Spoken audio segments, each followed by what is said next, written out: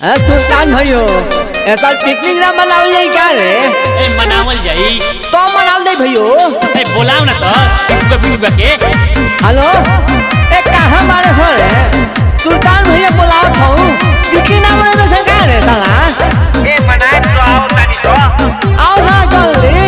हां सुन सुन सन हम साथी चलल जाओ मनावे पार्टी कवनो तमुरी गालियाई कवनो लियाई लाई धूमधाम से मनावल जाई नया साल के पार्टी।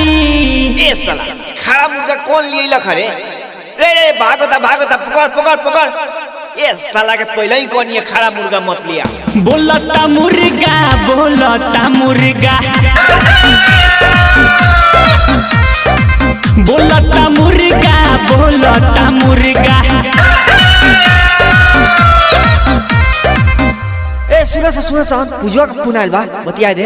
हेलो हम काजल है काजल। सुनो ना हमर साथी हमर यारवा हो सुन सुन हमर साथी हमर यारवा हो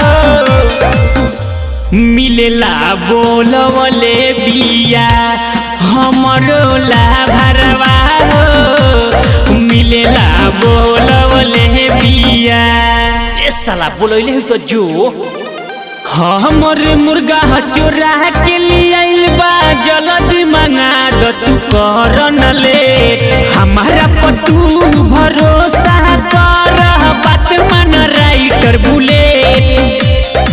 हाय बाई तो कजली के फोन आला ग्रीटिंग कार्ड पूजवा नु लेके आवेला रहला जल्दी फोन कर ना रे। हाय बाप कब करबे रे?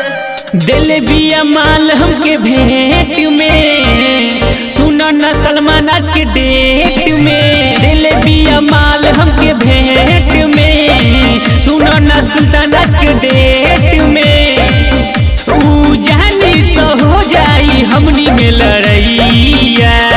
पूजवा के फोन आ गल रे मुर्गा कटाई सब में बटाई मुर्गा कटाई सब में बटाई बटाई हो बटाई।